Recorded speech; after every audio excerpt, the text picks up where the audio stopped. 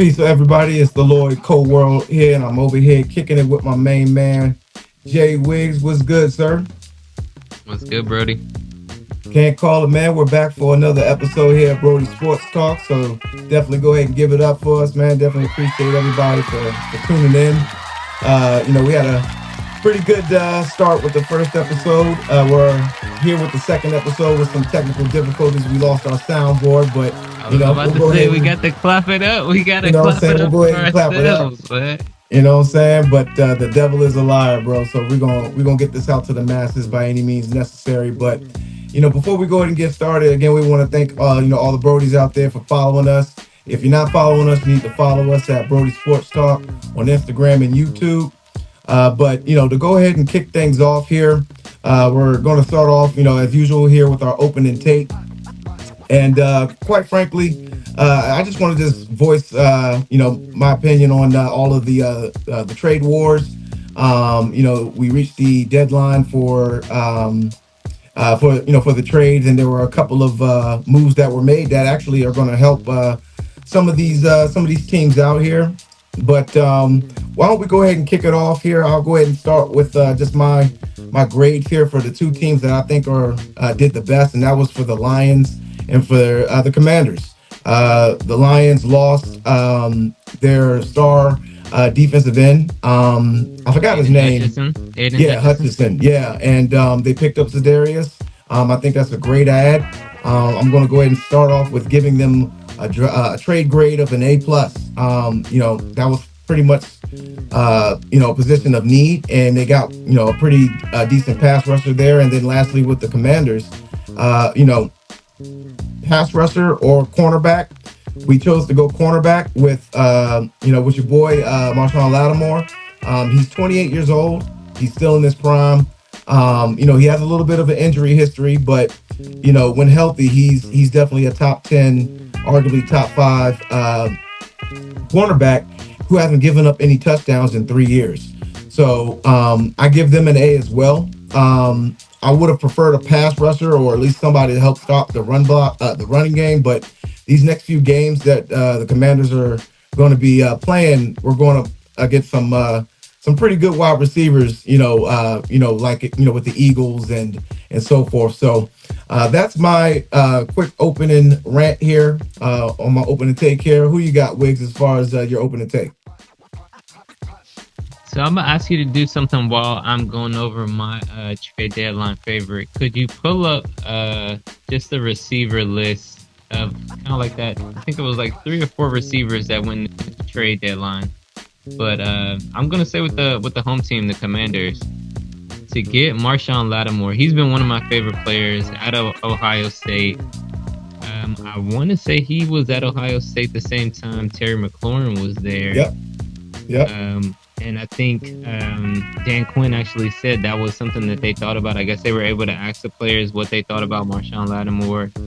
They had to get the sign off. It sounded like it was good. But even if you just turn the tape on, Marshawn Lattimore, to me, has always stood out. He plays with an aggression. He plays with a passion. If you've seen the tape with him and Mike Evans, it's you don't see that often. Two players going at it the way that they do. Like it's he's the type of player you want on your team. So to be able to get that type of player, for that type of player to want to come to DC, for us to be able to get him. Let me talk about the draft picks. 3rd rounder, a 4th rounder, and a 6th rounder. And we get back Lattimore and a 5th rounder. I like Most getting back the 5th rounder. Too. Okay. I like getting back the 5th rounder with him. Adam Peters does a great job with getting something in return. He's going to get something in return. If he has to give you another 6th rounder to get the 5th rounder, he's okay with. I love that strategy. Let me at least move up. If I'm gonna give you a 3rd and a 4th, all right, let me get your 5th then, and I'll give you my 6th. I love that strategy that Adam Peters utilizes.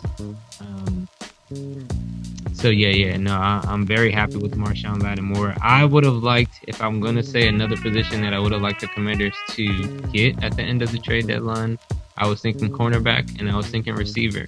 Mm. Uh, Now let me go back to the beginning of the season because to give them credit, they did address receiver in free agency or in Noah Brown was just a waiver wire pickup, and that was something that I was very impressed with. And I think I mentioned it last week, to see Noah Brown come in and do what he's done, to be the player that caught the Hail Mary from Jaden Daniels. It just shows that, again, Adam Peters is making all the right moves, and he got that done early enough for Noah Brown to make an impact early. Noah Brown has literally shown that he's at least given us one win, we can say. And I think that Marshawn Lattimore is going to come in and do the same. We are really going to need him against the Eagles coming up. We have the Cowboys coming up. So, I mean, Lattimore, if he can get healthy quick, we're going to need him, and he can make a big impact with this team. Yeah, I completely agree. And just to piggyback on, what you were saying about Adam Peters, the good thing is we're going into next year's draft with, still with 7 draft picks. And that third round we gave up was one of the third round. I think that it was either the third round we got in the trade for Jahan Dotson, or it was one of our third rounds that we already had. But the one that we kept was going to be the higher point value one anyway. So that's still going to be like a high, third round pick. So, yeah, so that's pure genius on his end. He's definitely in the running for a GM of the year because he's just making all the right moves, and we can surely use him on defense. He's a lockdown corner, so he's going to be able to travel. And like I said, as long as he can stay healthy, that's going to be a good thing. But I also want to make sure that I or add one more good draft grade. I know I kind of dragged the Chiefs and Patrick Mahomes through the dirt last week. They shut me up. But it's Patrick Mahomes. But I think the trade for D-Hop, I think that was also pretty good because they have nothing out there. All of their receivers are hurt. Travis Kelce is getting older. So, he's still old reliable, but, he's still the only receiver that they got out there. So that was a good add there. So I'll definitely give them an A. But yeah, A's all around. Let me jump in on that, Co, because that's you are absolutely right. Like, D Hop tweeted out or put a photo out on Instagram. Did you see that photo that D Hop put out? So he put a photo of Brady and Moss.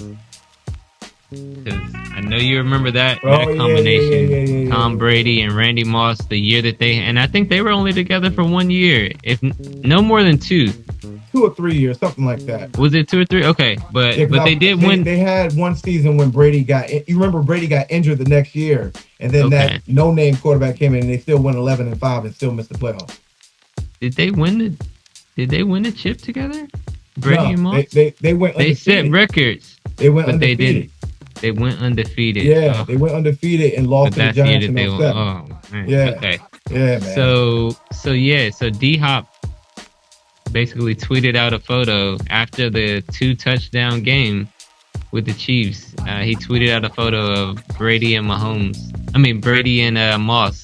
basically saying him and Mahomes could be, and people are like, slow down, like, relax. But they're undefeated. They're undefeated, and he hit the ground running.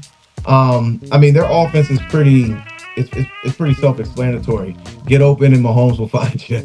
But yeah, I think those are 3 great. What did they give up for D-Hop? I think a 4th rounder.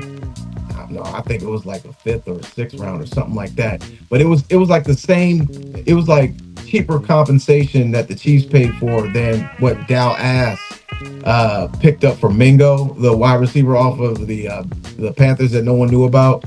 And it just feels like bullying at this point to talk about Dallas. Like, what is Jerry Jones doing? I want to be able to beat them into a pulp Yeah, or grind them into a dust, and yeah. then and just find a way to downgrade it more from dust. I don't know what's lower than dust, but yeah, I mean, they definitely got enough because they didn't improve at all. Obviously, the season's over for them, but they still have CD Lamb. So and it's a divisional game that's coming up. So I don't want to sit here and say just because they're not having a good season that they won't bring their A game against us. You know how it goes in division games. So, but Oh, for sure. definitely moving right along here. Oh, We're that gonna was the one last thing I wanted to say Yeah. on the so Lattimore was a third, a fourth, and again we got Lattimore in the fifth back, third, a fourth, and a hmm sixth. If we got him for a third and a fourth, I'm wondering if we could have got him for a third and maybe we give up our fifth. Or I guess we didn't have a fifth, but can we give up a third, a sixth, and a seventh? Keep that fourth and use that fourth to get a D Hop because I'm looking at D Hop like D Hop would have been great on our team. He would have. He definitely would have. But I think Adam Peters, for the most part, wants to go on the next season with more choices. And you also got to remember a lot of these people signed to the team are on 1-2 year contracts. So he's doing right now. He's like, okay, let's see what these yearly rentals can do. And if we need to resign them, cool. That way, we don't have to waste draft picks on, this particular position. We can focus on something else, or we can build depth at that position. So, And I think he's gonna make a splash in free agency next year at yep, receiver. we I got the think cap to there's do it. some I think there's some good receivers that are gonna be available next year. And I think Lattimore, I want to say Lattimore is only on the books this year for like less than 600 or $800,000. Something like that. It's something Yep. crazy. Yep. Basically, the Saints are going to be paying for most of his salary. So again, Adam Peters gets him on the books. We're not, it doesn't cost us a $20 million a year or anything like that. He's just, like you said, GM of the year. We could have the GM of the year, the coach of the year, and the rookie of the year all Literally in all one in the same year. season. Yep. Yep. It's It's insane. insane to think about, man. But yeah, But go ahead. uh but yeah, bro. So moving along here, we got the games of the week, just recapping last week and reviewing next week. Now, do you have the list on your side, Wiggs? Hmm. So Oh, yeah, you go know I ahead got and the list. You know I got the list because okay. who To got the best record this week? Cuz so to recap here, I went 2-2. Wiggs went 4-0. So not a bad put start. your I mean, boys up. Put your I went boys out on a up. limb with the Bucks upset, but I was close. I was definitely close, but Mahomes does what Mahomes does. And the Bills, unfortunately, it just doesn't seem like Tua isn't back in stride yet with Hill. And plus it was a division game, and I think they were playing in Buffalo, so they had some odds against them, which was understandable. So 2-2 for me, 4-0 with you. Still not a bad shot. I mean, 50-50 still not bad. 4-0 is better, obviously. But, with the upcoming picks, as far as review or recap, rather, you got the list from last week's games. So from last week's games, yeah, let me just give a quick recap because like you said, I went 4-0. Let me just say that again for the folks at home. 4-0, first week 4-0. Um Let's see. I think Co. Honestly, I think you went 4-0 as well. We if we're talking about money line, of course I went 4-0. But if we're talking about covering the spread, I think you went four Oh, the zero, Bucks definitely covered the spread if we would have put that in the locks. and I think the Dolphins did as well. I didn't take a look at. I know the spread had to be a large number going against the Bills. The Bills were heavily favored, and I don't think the Dolphins ended up losing by a lot, Yeah. if I recall. Um, but yeah, no, I think we both did great for the first week. The Lions and the Packers, I think that was a game that wait, am I looking at that right? Yeah, Lions and Yeah, we Packers. picked the Yep. lines. Yep, we both picked the Lions and I think I expected the Packers to lose. I thought they might play a little bit better, but I think exactly what we said last week. Jordan Love is a little injured. He's not 100%. I think you could see that in that game. Mm-hmm. Washington versus the Giants. Again, the Giants played them well. Daniel Jones Yeah. played. Daniel Jones did what you could say he had a Mahomesian game. He had 3 touchdowns. He made plays with his feet. He made plays with his arm. Um, he did okay, but again, he wasn't as good as Jaden Daniels. Jaden Daniels, I would say, outplayed him. Well, Um, that's because Jaden is the better passer. Like Daniels can't get it done from the pocket when need be, and the Skins' run defense was terrible, as usual. If it's I believe it's ranked 30th or 28th in the league right now.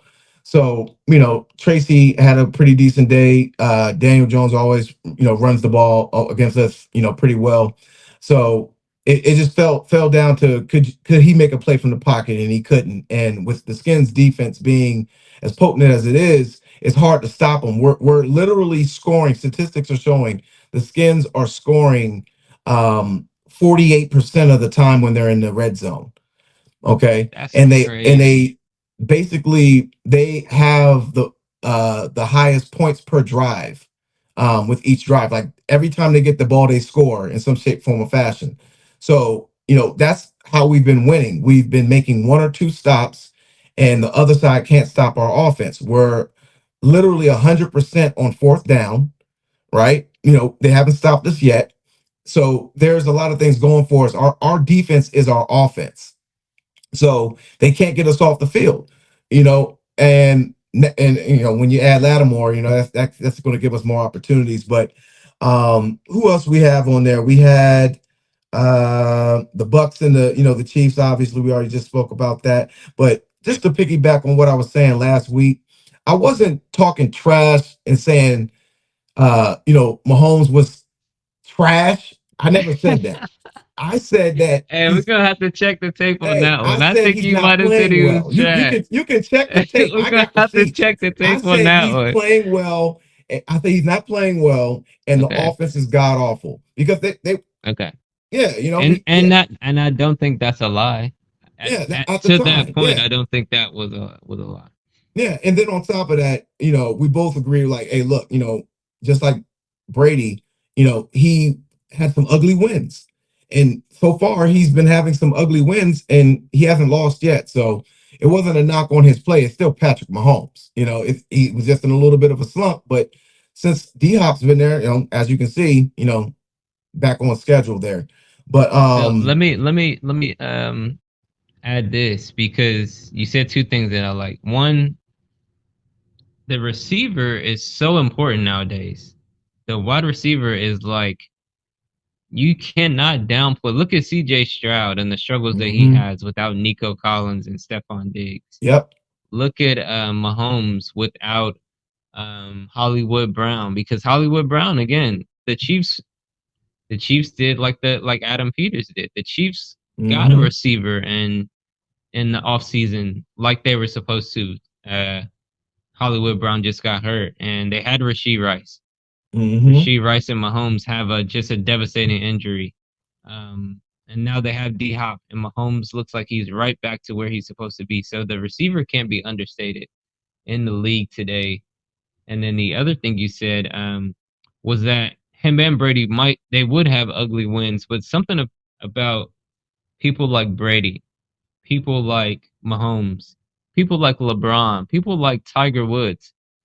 These guys don't always play their best, but they play their best when they need to. When it They matters. Yep. know they know how Yep. to win when it matters. The That's all greats that know how to matters. win, and that's what Mahomes showed you. He's a great for a reason. You cannot bet against this man. Don't count him out because he knows how to win. And when you give him a receiver as talented as D Hop, I agree. that's when Yeah. it's special.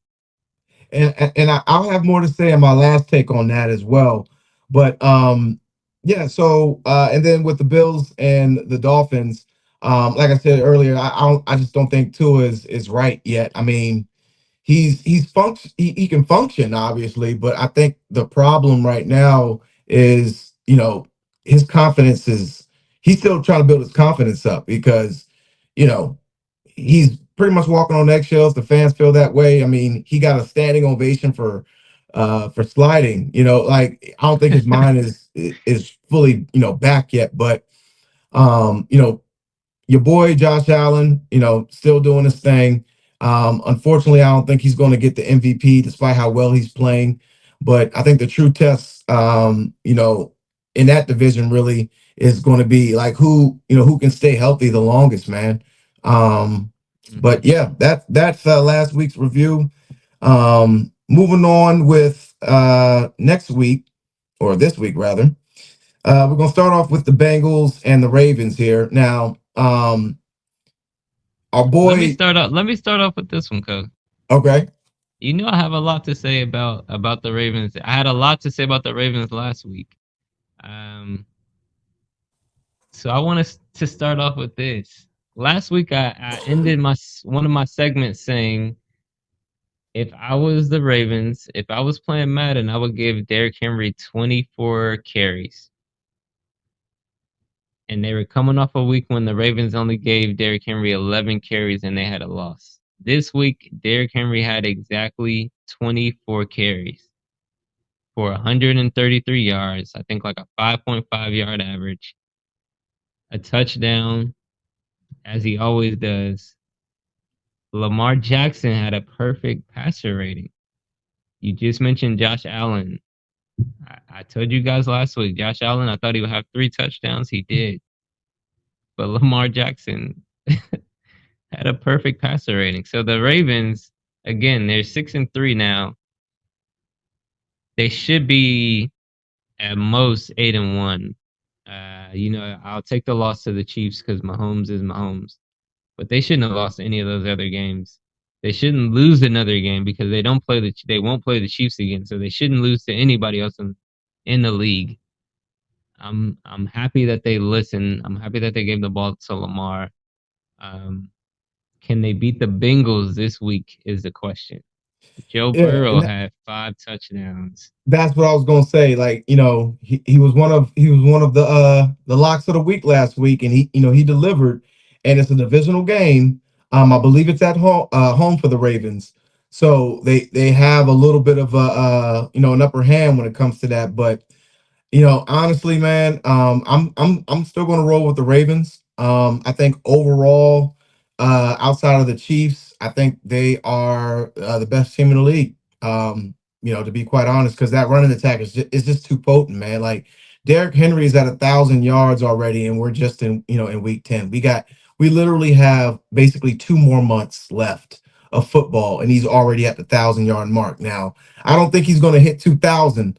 But I mean, just the simple fact that he's already at 1,000 already speaks volume about the potency of their run game. And I don't think the defense over there in Cincinnati is going to be able to stop that two-headed monster. Now the secondary, like I said last week for Baltimore, is still kind of wavy there. So Joe Burrow is kind of starting to hit his little stride here. So try to make that last season push, that last push for the late season to see if he can make the playoffs. So I'm still going with the Ravens, but I don't think it's going to be an easy win. I think it's going to be like something close, like maybe like I don't know, like maybe like 30-27. Walk off Hey, put the Justin score out Tucker there because you might field you goal or might hit the something. score exactly. Like we're gonna have to check Yeah, back in next week. That might be the exact score, 30-27. Justin yeah. Tucker wins the So game. So we're in agreement with that. Let's go ahead and move on with the Skins here. The Skins host the Steelers. Now, just for Pick'em's sake, I'm going to take your advice from last week. I'm going to become one of those fans that doesn't pick their team every week because why? Because they're clearly not going to go 17-0, right? Well, they've only lost 2 games. If they, project to go like 12-5, then obviously they got to lose at least 3 more games. So I'm going to go with the Steelers on paper. In my heart, we're going with the Commanders. But on paper, we're going to go with the Steelers mainly because Tom, what's his name? I'm drawing a blank. Mike Tomlin. Mike Mike Tomlin. Tomlin, thank you. He's got a well-oiled machine over there. He hasn't had a losing season. Hey. Oh, okay. Oh, pause. Dang, where's my soundboard? Hey, yo. Hey, we're trying to stay professional here. But Hey, we don't need any Diddy he's got oil Pittsburgh references right running on all cylinders. How about that? now. There we You go. know what I'm saying? But oh Lord, where's the soundboard when you need it? We need this soundboard right We need now, the boy. soundboard. Hey, look, y'all. If y'all like the soundboard, make sure you comment on our Instagram and on our Bring the YouTube here on Brody soundboard Sports back, Talk, man. We got to bring the soundboard back, man. What's your favorite man. sound effect? Do you like the laughter? Do you like the giggles, or do you like the sounds for Wix Parlay Locks, man? Let us know in the Okay, we need comments, the man. We'll hawk give you a back. shout out. But That's too funny. yeah, but so what we got here? But So yeah, no, Mike Tomlin. That's what yeah, you were so saying. the Steelers have a great defense, with Watt over there. Now our offensive line actually is pretty decent, and I think Cliff Kingsbury might scheme up some things to like make sure we stay away from him. But on offense, I think that's going to be the issue that's going to cause us to possibly lose the game because Najee Harris is starting to hit his stride. Our run defense, like I said, is trash, and they got George Pickens, who's actually a pretty decent wide receiver. I don't think Lattimore's going to play because of the hamstring. So our secondary is still, going to be pretty, exposed there. And let's not forget who's at the helm back there. They got Russell Let 'em Cook Wilson.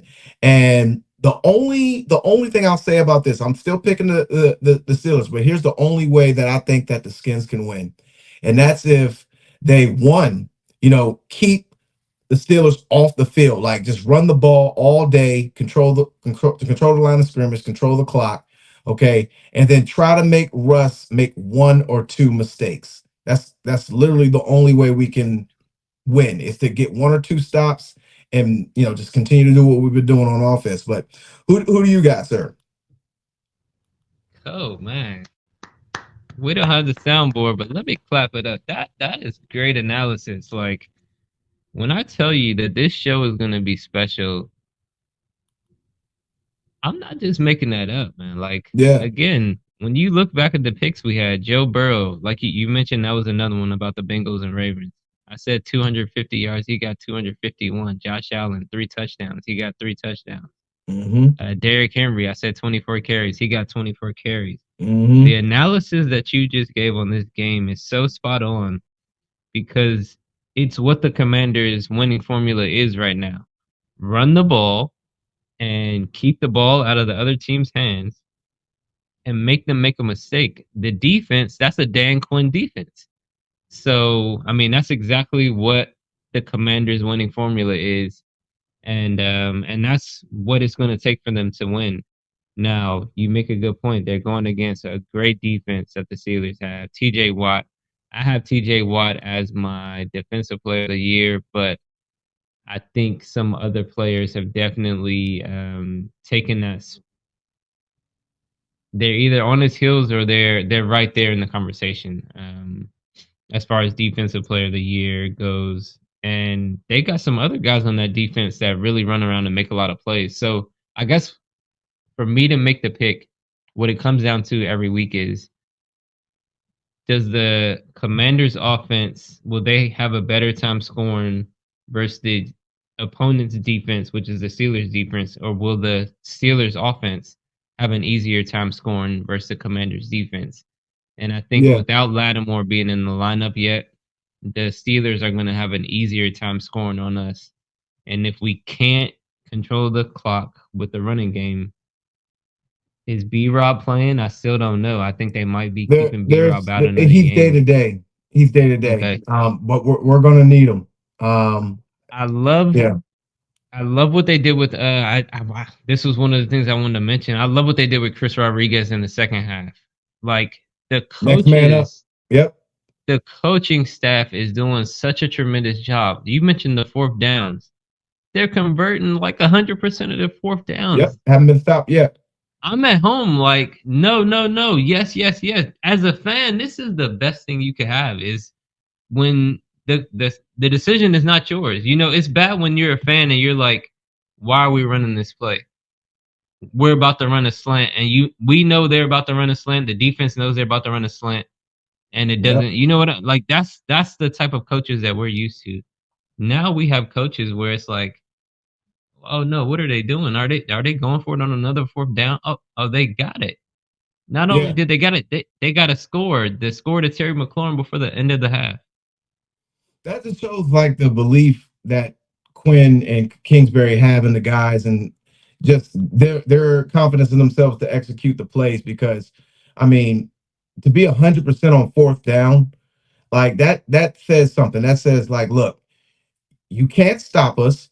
You know we're going to either run with one of our running backs or one of our quarterbacks. You can stack the box if you want because he can throw from the pocket too. You can't stop us, and that's been one of the reasons why we're blowing teams out, because that extra first set of first downs, now you're churning the clock, you know, and now the guys are gassed up because they're like, oh yeah, we just went 4 on 4. These guys can't stop us. Now their confidence is up, the defense morale is down, and next thing you know, if they kick a field goal or a touchdown, they're still putting points on the board, which is the biggest thing, man. But I'm real excited to see what they can do. I'm still taking the Steelers just for for political reasons, but Okay, so I'll go Commanders then, because okay, I think we got to at least have one of us going Commanders. With the way that they're playing, it would be crazy for both of us to pick against them and then they win. Oh man, that'll look so bad on the show. So I'm yeah, definitely yeah, going. and it's not like they can't win. Like they Yeah, can win. So, yeah, but for I, sure. I think the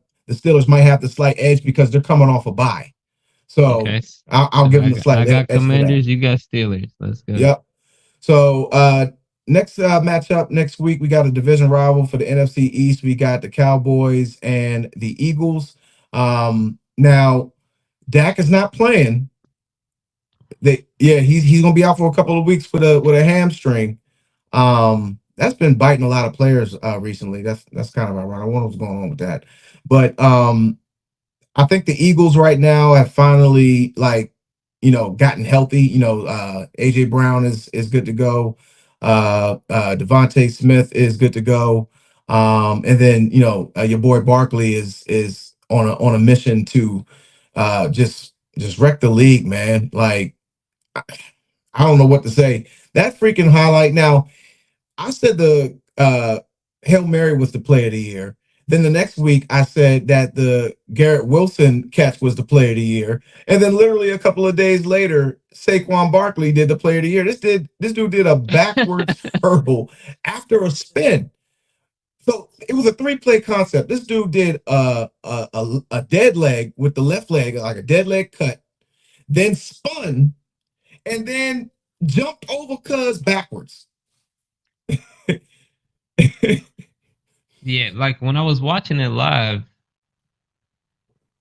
I'm gonna just say pause already. My mouth was wide open. Like Hey, it was yo! it was a jaw dropping play. Like It was. let's just I be was honest. silent. It was a jaw dropping play. I sat there like, is this real right now? Like, Yeah, it was an what did I incredible just play. see? This is crazy. But So it like shows what he can yes, do when he's healthy. man, and we'll talk about fantasy later, but Saquon, I got Saquon for Amon Ra in fantasy. And a big reason I believe is because Steve thought Saquon wouldn't be healthy. Because Saquon is not always healthy. He runs so Yeah, hard. It's almost like he has that Bo Jackson ability to get hurt. The way yeah, Bo yeah. Jackson Like was just it's running like so he's too hard. fast and strong for his body to handle. Yeah, that's a good point. But So that's something to worry about with Saquon. But you yeah, make a good point about the Eagles. The Eagles are just they have too much right now, and the Cowboys have too little. Losing Dak is huge because I do think the Cowboys. I don't think they would have won, or I don't think they would have beat the Eagles with Dak, but they would have been able to win some games. They wouldn't have been able to beat the yeah. Eagles. They weren't going to beat us, but with Dak and CD, they have a chemistry. They can make some things happen. That's a devastating loss for the Cowboys because they're going to lose versus the Eagles. They play us, I think, in 3 weeks. They play the Hmm. Texans after the Eagles. They That's have a pretty hard in my. schedule after this, I so think it's that's three it's losses in a row. So yeah. the season is they're done. They're probably going to be definitely be picking top 10, top 5 in the draft next year. So I got the Eagles. Honestly, man, the morale's down there. I wouldn't be surprised if it was a blowout. If they drop a 40 burger on them. Um, okay, and then the last one we have. Let's see, what did we ended up going with? Was it the Broncos Chiefs, I think. Broncos Chiefs? Yeah. Let me see.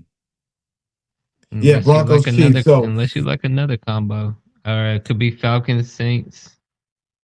uh Who else we have? let's go with the let's go with this Dolphins Rams game. This is Monday night Mm, here. It always falls down to Monday night, right? that's a So good matchup. Dolphins at Rams. Um,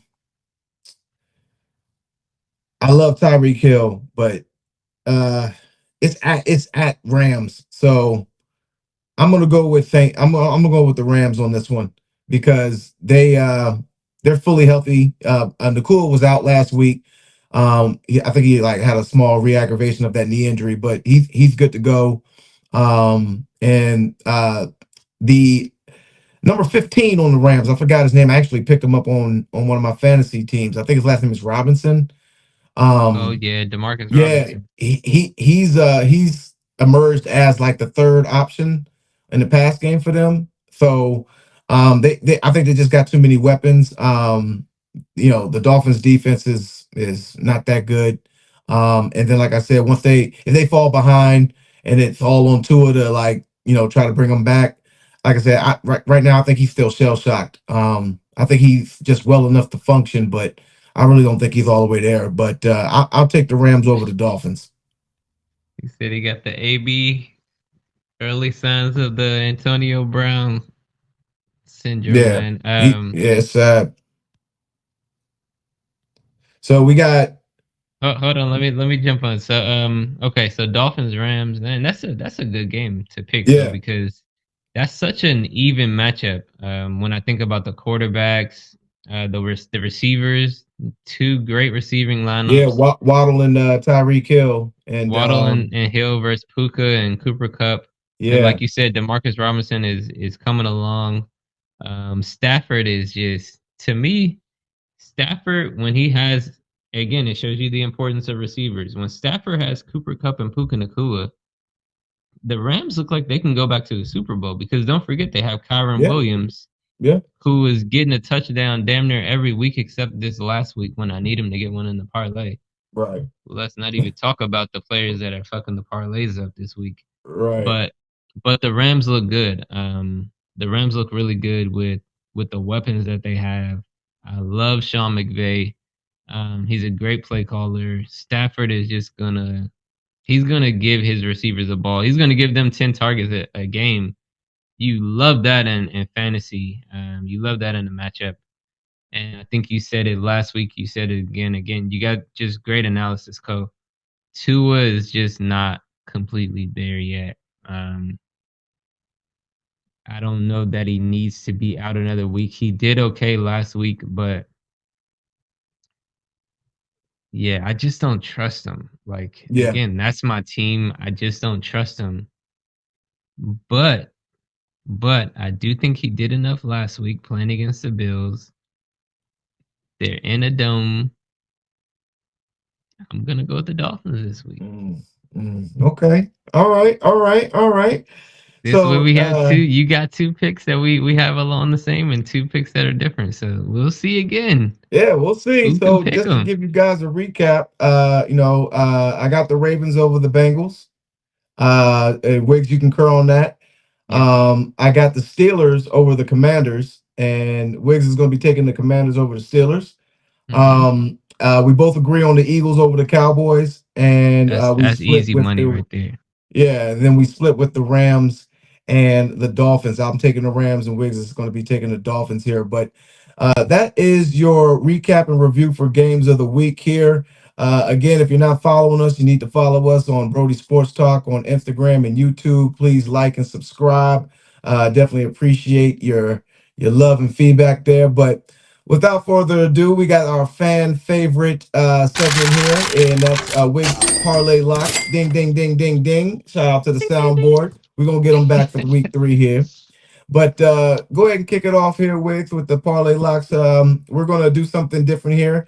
Last week we only gave you 4, but we're going to extend that to 5 picks here for you guys here to give you guys a nice round number here for your parlays. Full disclaimer here again, these are just mere suggestions. These are actually parlay picks that Wiggs and I are actually participating in. So we're putting our own money up. So if you guys, God forbid, lose, just know that we were in the same boat with you. But if you hit, just know that we did as well. So, Okay, I definitely might have to put. appreciate your feedback on that.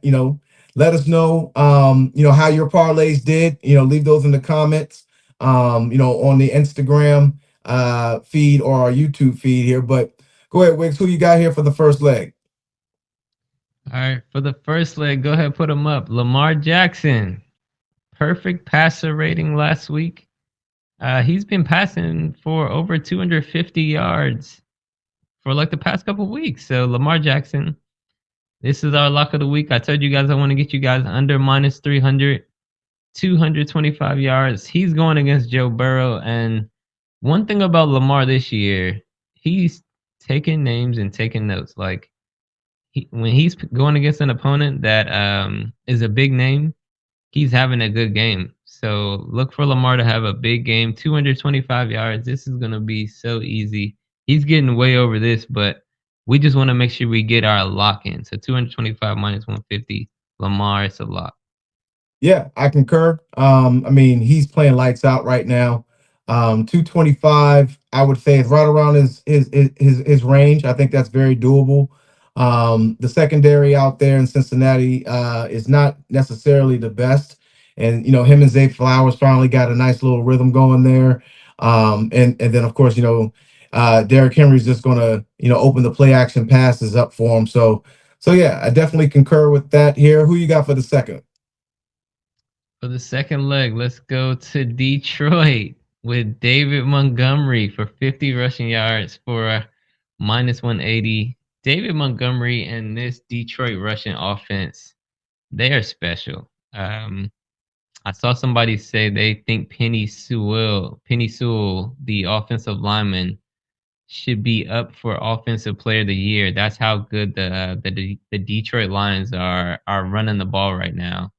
Jameer Gibbs is another good running back, but David Montgomery is the heart and soul of this running game. 50 rushing yards. He's gonna get. I'm gonna say he's gonna get between 12 and 18 carries, but he's averaging 4 to 5 yards easy in this game. 50 rushing yards for minus 180. David Montgomery is a lock. What do you think, Kyle? I like it. Montgomery. Actually, Detroit. They're adopting a little bit of a old school mentality. Man, they're running the ball really nice. They got a two-headed monster over there. Thunder and lightning. I think 50 yards is very doable. I mean, they're taking all the pressure off of Jared Goff. So yeah, I like that. I would say this could possibly be the one of the ones that are hit or miss, just because it's running back by committee. So if Gibbs has a good game, then they're going to keep feeding the ball to him. But yeah, they get Montgomery started first, especially particularly around the goal line area. So I like that. So who do you have for the third? Let me just say that's some great analysis. And let's go back to last week, Co. You were spot on about the one player that we missed in the out of the four parlay locks last week. Yeah, You Kyle said Pitts. Kyle Pitts would be the one that would be hit or miss, and he ended up being the one miss out of the four. So good analysis. This is a split backfield, and that is the only thing that would give me pause. Usually, when I'm picking running backs to get these type of yards. However, this rushing attack is, like I said, it's special. It's a thunder and lightning. They both can get 50 yards. Like I would easily put Jameer Gibbs in this list as well, like with no hesitation. So yeah, good, Yeah. great analysis. Let's go to the third lock. Zay Flowers, 50, 50 receiving yards. Like you said, Zay and Lamar have found their stride. This is one that I have to go back and kind of talk to myself last week because last week Zay Flowers was on the stardom sit him and I said sit him and Zay made me look stupid. Um, the my reasoning I would say is this: Lamar says he doesn't care about parlays, kind of like Kevin Durant.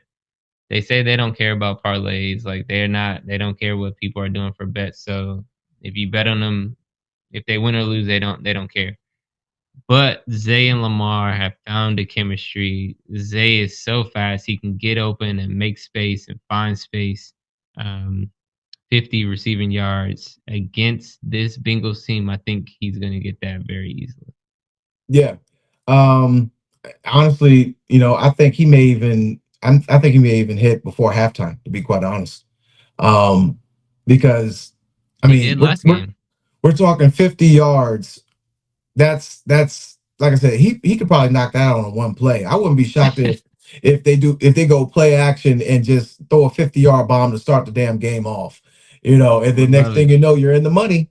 So, uh, definitely comment on on if these parlays are hitting for you guys. Like I said, And follow us on Brody Sports Talk on Instagram and YouTube. Leave your comments, leave your suggestions, and we'll definitely run it by the analytics squad to see if one of your suggestions makes one of Wick's parlay locks here. But who do you I got here for li- the fourth leg? let me just say, I like how you tried to skip past that third leg. I was gonna make a comment on Zay Flowed. That was a Hey, oh, well, what that are was we a doing nice here, nickname man? for Zay Flowers, man. Zay What are we Flowed for doing here, 50. Kelly? I think that he's gonna get it this week. Zay Flowed. That's gonna be the new Zay adjective. Zay Flow, yeah, Flowed for yeah, yeah. 50. I mean, hey, Uh, it's. I think that's very doable. I think that's probably going to be the the easiest easiest. parlay to Okay. hit out of all of them. So if But who you there's got one for the that you're fourth gonna one? single out and do, this will be the one. That's what Yeah, you're saying. exactly. Okay. For the fourth leg, let's go to Arizona. Trey McBride. This is our tight end. Mm. So we got quarterback, running back, wide receiver. This is our tight end. Trey McBride and Kyler Murray. They found a stride. Kyler, in my opinion, this is Kyler's not number one receiver.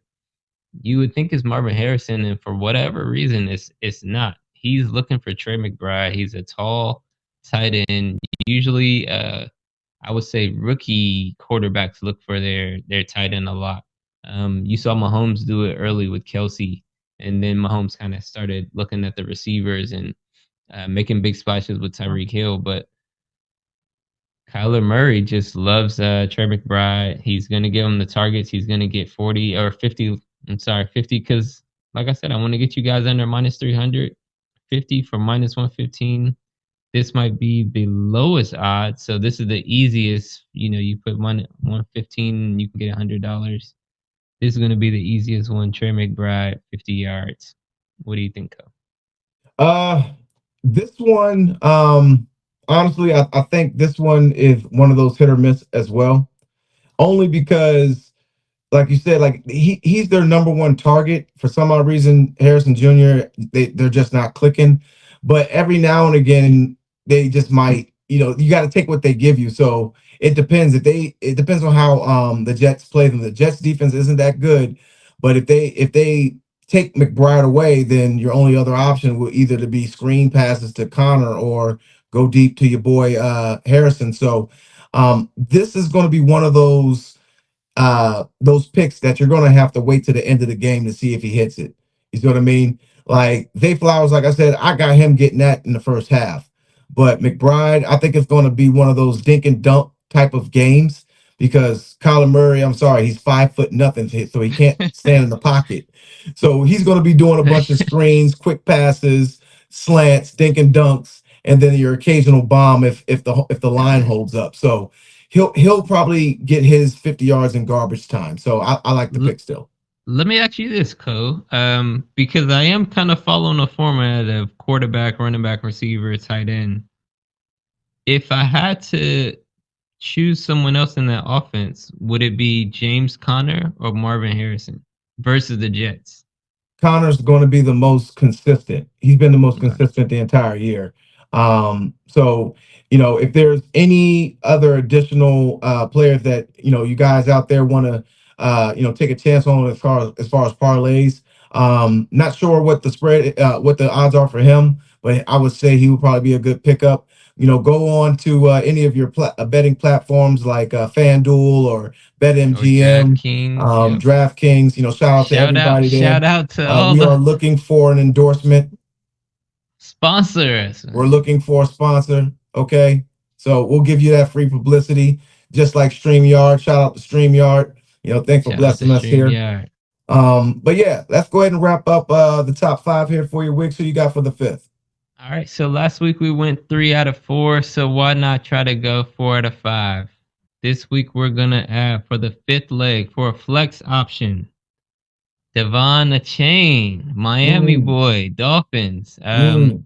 I watched the Dolphins game and I was so impressed with Devon Chain last week. He is, to me, he's their number one option. And again, that's what I like to pick when I'm doing these parlays.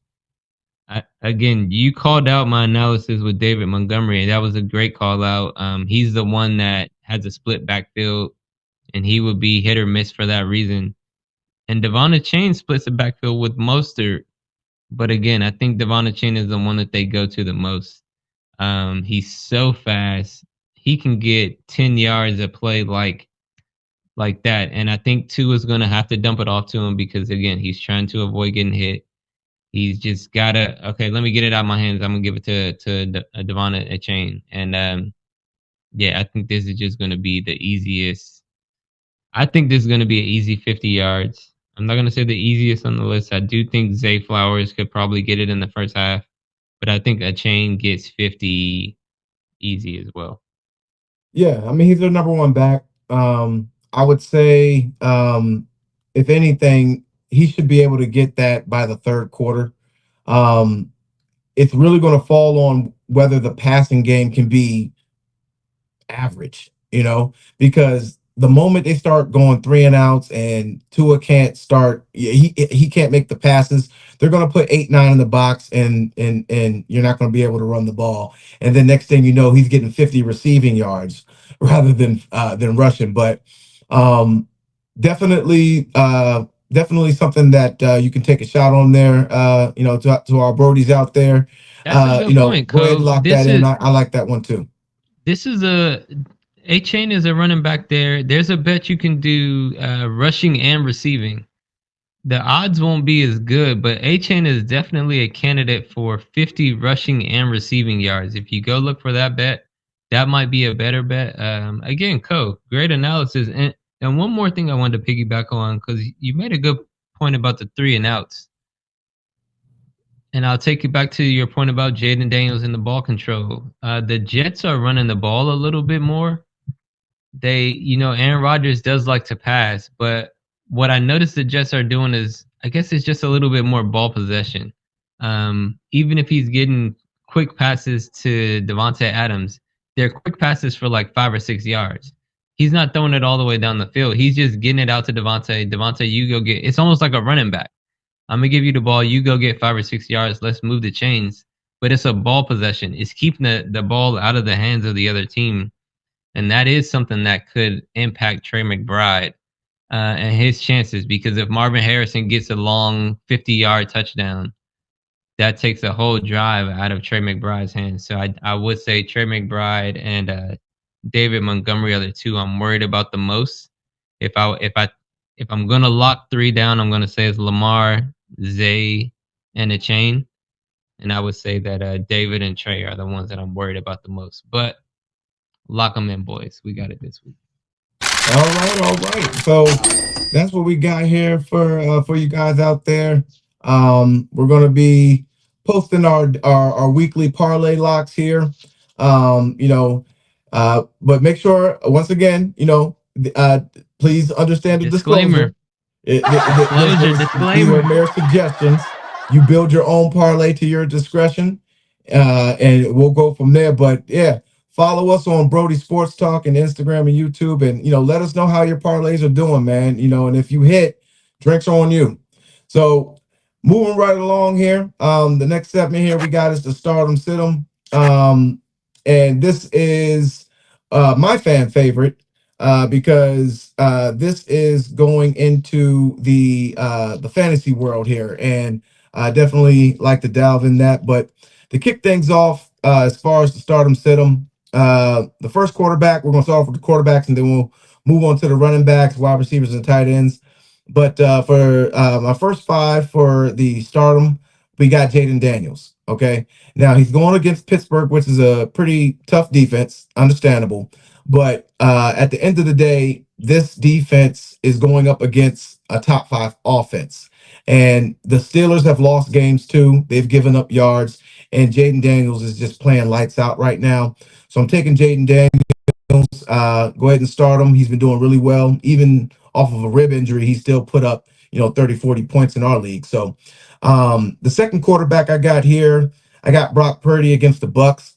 Now, the offense for San Francisco is way better than people think. Obviously when healthy, and Brock Purdy is a shell of himself when they're not healthy. But McCaffrey's going to be back.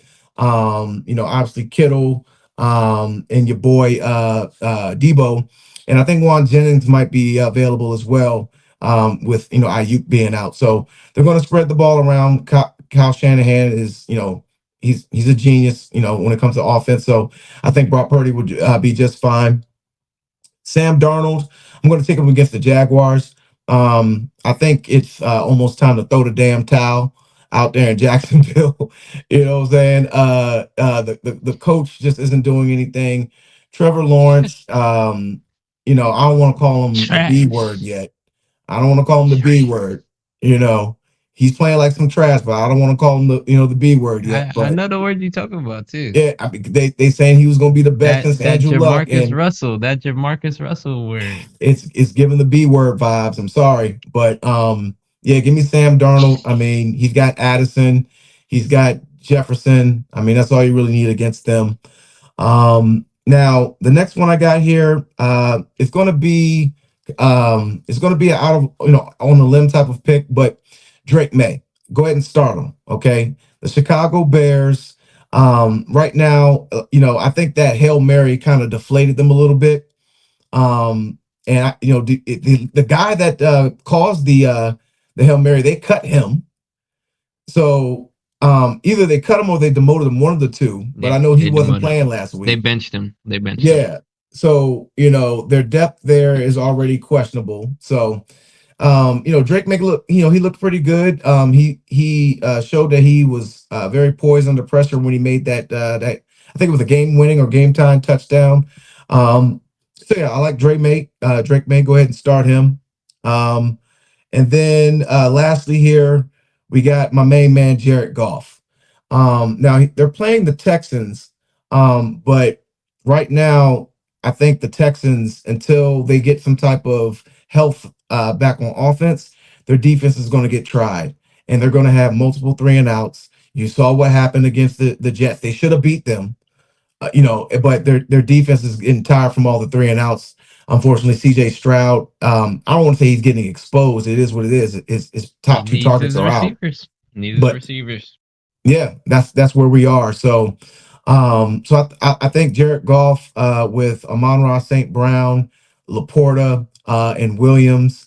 I think and then of course Montgomery, who's also one of our locks, and Gibbs. I mean, that's just too much firepower. Um, and they go for fourth down like we do. So they can demoralize a team like that pretty quick and easy. But that's what I got for my stardoms for the starting five. Who you got?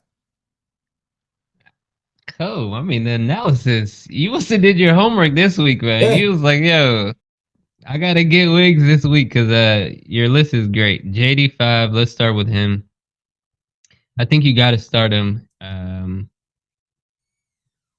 Listen, JD5 is my starter in fantasy, so I'm starting him. I don't even have a backup quarterback. That's how yeah, much I'm starting JD5. That's how confident I am in Jaden Daniels. And one of the things that you said made me even more confident. This is a top 5 offense. When yeah, you have there's no defense for a good offense. It's like Kobe. Kobe, it didn't matter what your defense was. Send one, two, three player. It don't matter. I'm shooting. That's JD5 with the ball in his hand before the game. He's shooting jumpers because he knows it doesn't matter what you can't stop me. That's how yep. good he is. JD5 every week. Stardom. Purdy. Purdy versus the Bucks.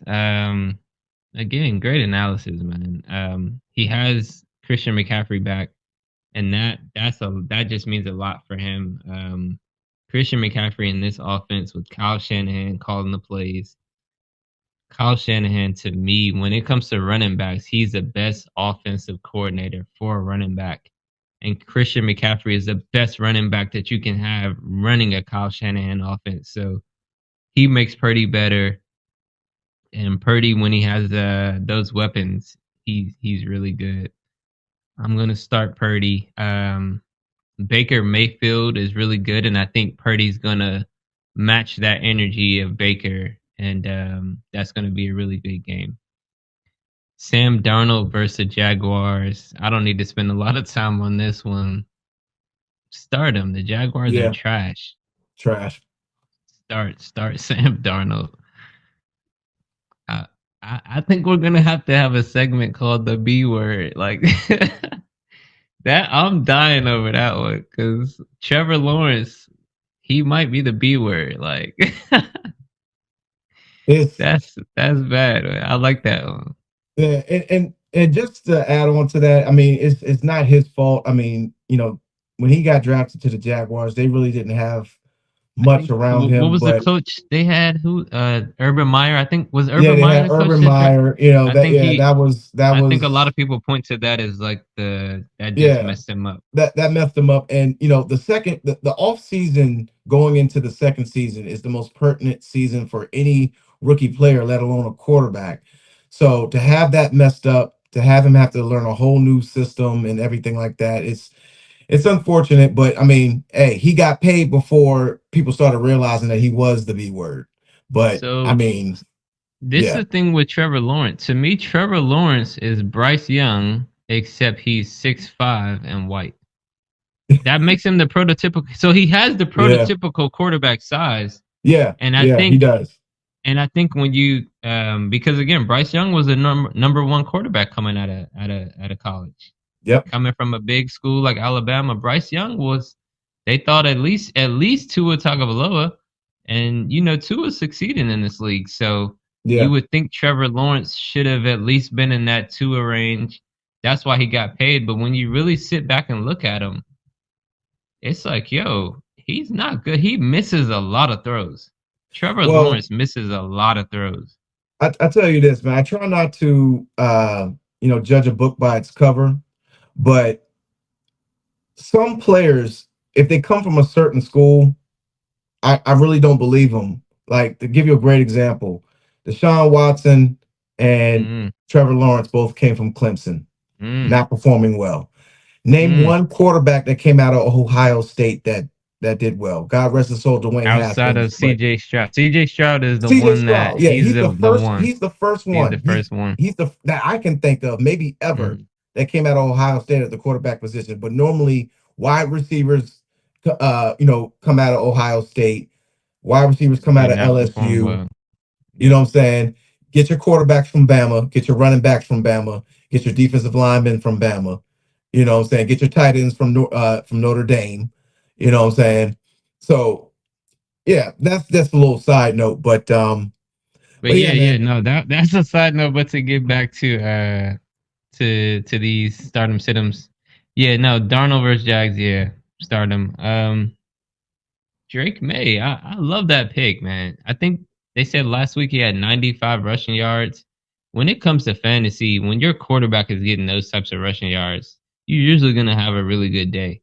Yeah. Um, I think Drake May again, he's playing the Bears. The Bears do have a good defense, but I do think they're shell shocked from that loss and to lose again last week. It just feels like this is either going to be a week that they bounce back because it's rookie quarterback versus rookie quarterback. Caleb is like, all right, I couldn't beat Jaden Daniels, but I can beat Drake May. So I think the Bears bounce back, but I do think Drake May has a good game. So I'm gonna start Drake May as well. All right. And then lastly, golf versus the Texans. I mean, the Lions are just They're not perfect, but that offense is very close to it.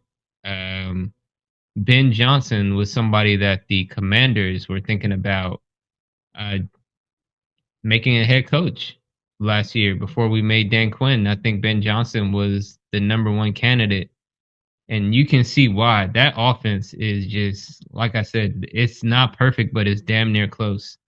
They have great play calling, and Jared Goff is he's the maestro, he's the orchestrator, and he is, yeah, he's performing well. So yeah, Goff stardom. I like him a lot. I don't know that the numbers are gonna be there because he doesn't run like a Drake May or a Jaden Daniels or a Brock Purdy.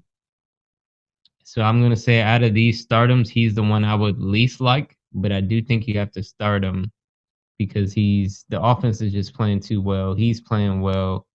Um, it's tough with a Sam Laporta too on this team. Not to get off of the quarterbacks because I think we are going to get on Laporta later, but I think Laporta is one of those guys in this offense where one week he might have 3 catches for 20 yards, the next week he Hmm. might have 3 for 60 and 2 touchdowns. So you never know where the ball is going to go in this offense, but as long as Jared Goff has the ball, he should be getting a touchdown. So I would say start him.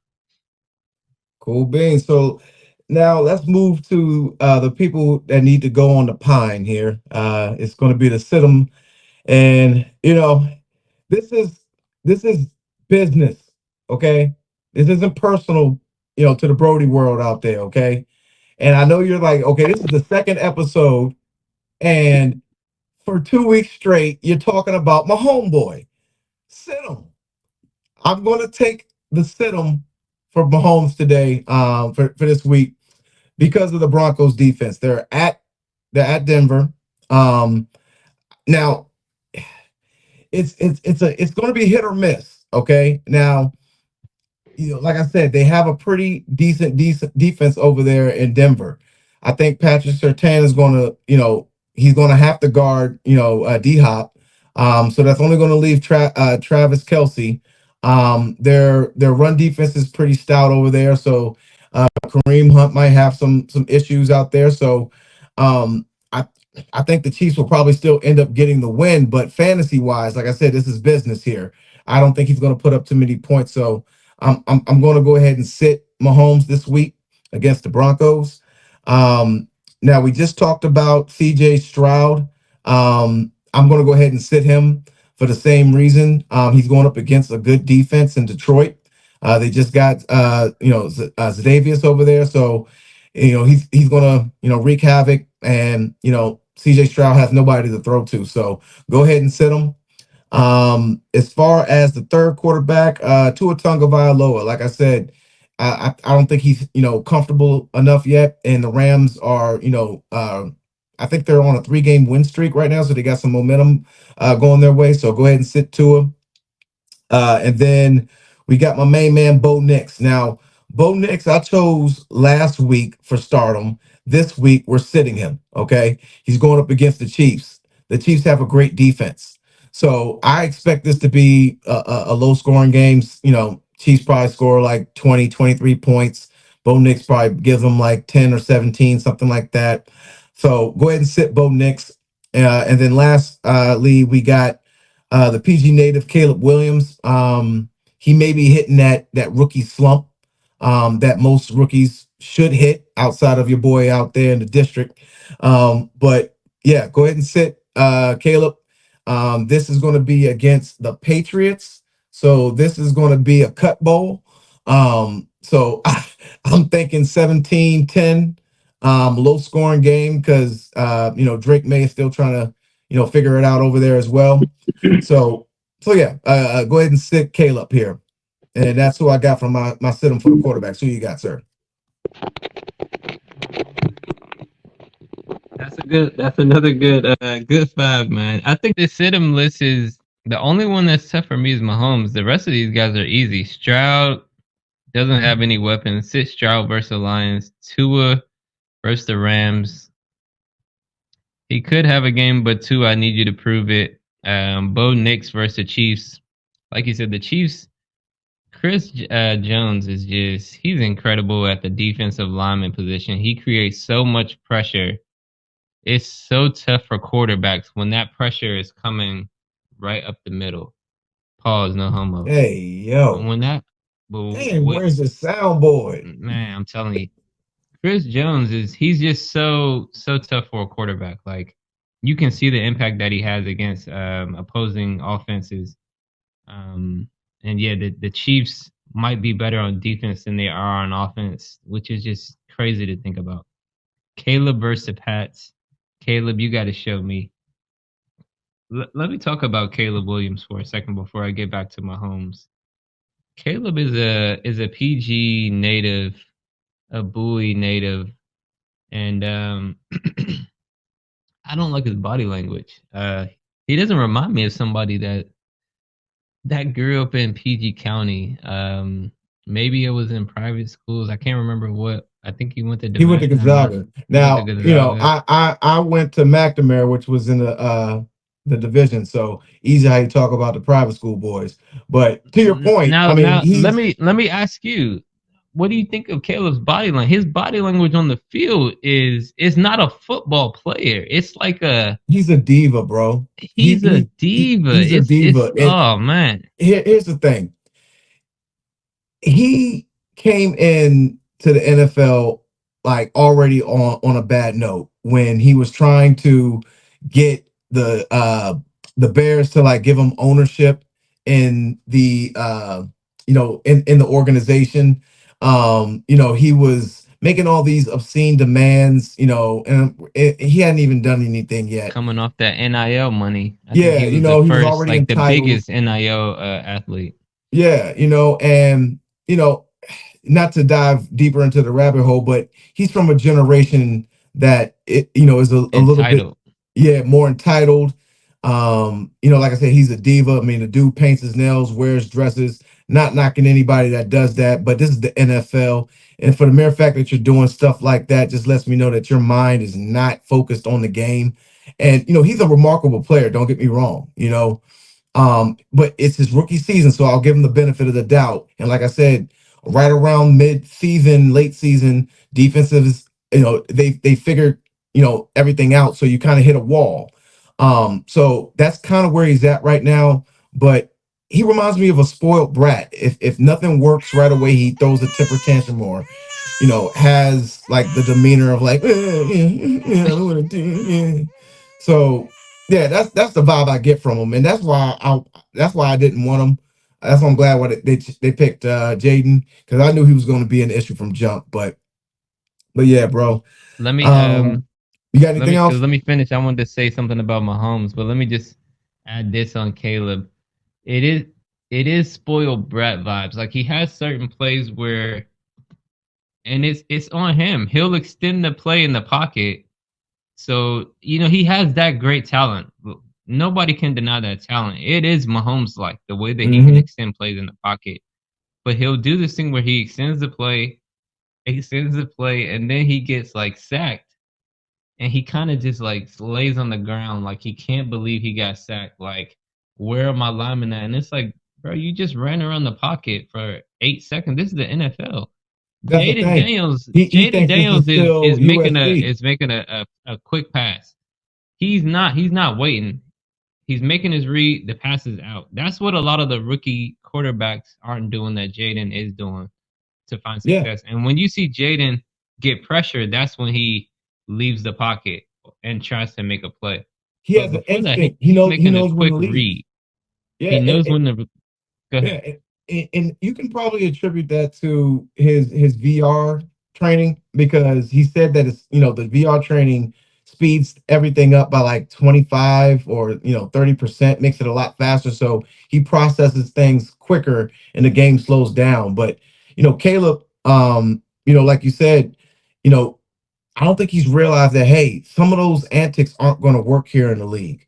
When you're in college, he was kind of like a big fish in a little pond. That's why he was able to pretty much half-ass it his last year and still go number one.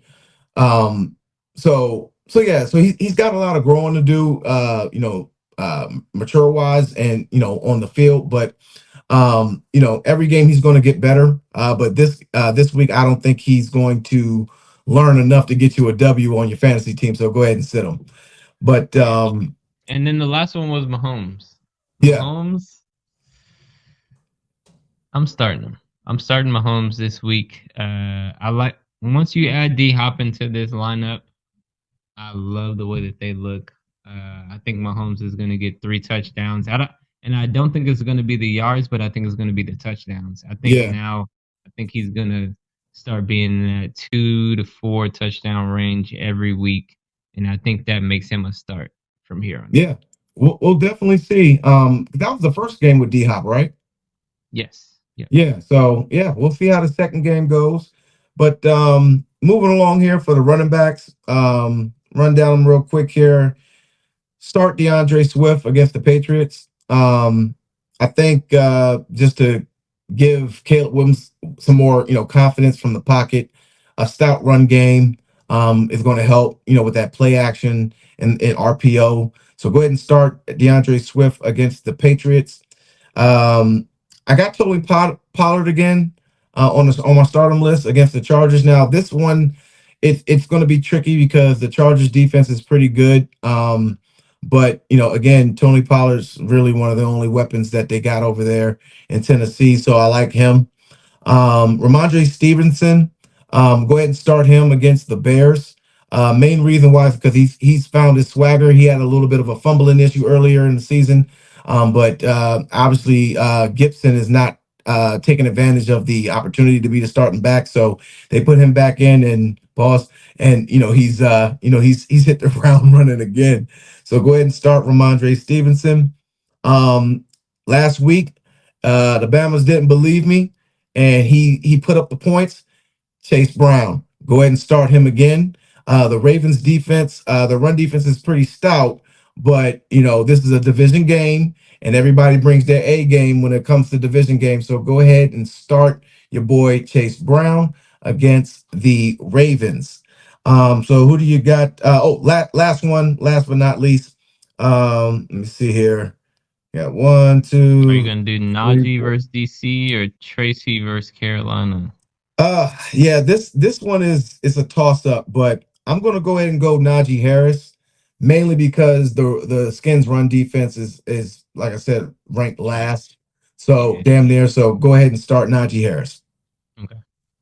All right. So Swift, yeah, I think I said it last week and you said it again. He takes some of the pressure off Caleb. And Caleb does do enough that you have to respect his passing game. So it does open a little bit of the lanes for DeAndre Swift. I like him versus the Pats. Pollard again. I love the way Pollard runs. And the Cowboys, man, like the Cowboys just every way you look. Amari Cooper left the Cowboys and he's done well enough. Tony Pollard left the Cowboys and he's done well enough. Like those players will be making a huge difference if they were still in the Cowboys. It's just a really bad look for the Cowboys. Like I said, it feels like we're Yeah, bullying them. It just feels bad when I look yeah. at the players that they lost or didn't get. Ramondre Stevenson. You made a good point about Antonio Gibson not being able to do anything with the opportunity that he got. I'm kind of disappointed in Antonio Gibson. I know this is about Stevenson, but I'm disappointed in Gibson because I thought he was just kind of like you said about Stevenson, just had issues with fumbling, but I thought he had a lot of skill and talent, and I'm just not seeing it. I don't know if he's injured or what, but It might just so be the Swift, offensive coordinator, man. Like okay, their offense is really bland because that's true. Tony Brisket, I like to call him. He's limited. Like he's a top tier he's a top tier backup, low end starter, and Drake May is just starting out. So the offensive play calling is probably just a little vanilla. Um, which is probably causing a stagnation in their offense. And they don't have any playmakers, man. It is what it is. They have no. Can you name any receiver? Exactly. Hunter Exactly. Henry, that's a tight end. Hunter Henry. But That's a but he's a tight tight end. end, but an actual receiver can't do it. Yeah, So yeah, yeah. So there's that Ramondre Steve. So Stevenson. Versus the Bears, I'm gonna go sit just to be a little different this week. I like the Bears defense, and I think Drake May will try to do something. I think Drake May is gonna end up stealing a little bit of the yardage from Stevenson, so I'm gonna sit him this week. Okay. Chase Brown versus the Ravens. That was a good pick on you last week. I didn't believe in him as much as you did last week, but he really showed off, and I think he's going to do the same thing again this week. Zach Moss, I couldn't remember his name last week. That's the second running back, and they just signed somebody else. They I got wish I- Herbert. Khalil Herbert, right Yeah. from the Bears, and I think that's going Yeah. to be a good signing to replace Zach Moss. Yeah. But I He don't think might he's even going to come have into the the starting impact lineup this week. depending on how well he does. But yeah. Yep. So I think Chase is going to have another big week, and then maybe we'll see kind of Khalil Herbert get into that lineup. And then lastly, Najee versus DC. Najee is hitting a stride, and I think Russell Wilson has to run a play action pass, which means we need to run the ball to get the play action pass going. So I think Najee Harris is going to get at least 15 to 20 carries. I think he's going to average at least 4 to 5 yards. So I think Najee's an easy start this week versus the Commanders. Unfortunately, like you said, we just have one of the worst rushing defenses, and Yeah. start the number one running back and start the number one receiver anytime you play DC because they're gonna have a good game. It is what it is. All right, so let's move on to the bench. So the Bucks have a two-headed monster here with Bucky Irvin and Rashad White. I would say I'm let's gonna do go it with as a Rashad counter. White out of You know those what? two. I would say let's just focus on Rashad White because it seems like he's been more of the focus lately. Yeah.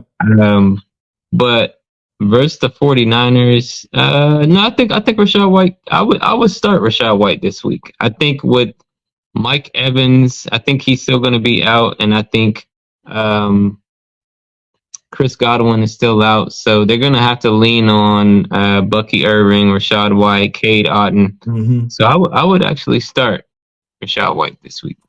I'm gonna sit Bucky Irvin. I'll agree with you on Rashad White. It's one of them is going to get locked down. I'll go with Bucky Irvin on that one. Against the 49ers, who's still, their defense is literally keeping their season alive. So, and it's at San Francisco. They're 4-4. Look for them to make a little run there. So Um, you say start White or sit I, them both?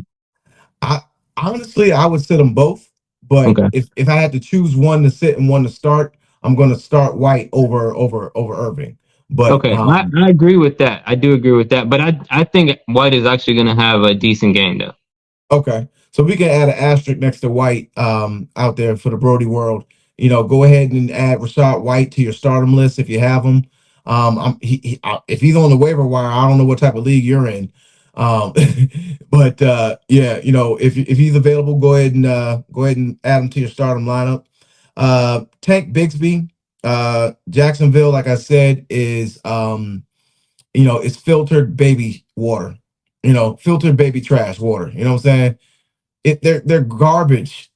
Okay, they can. It's between them and the Panthers as far as the worst teams in the league.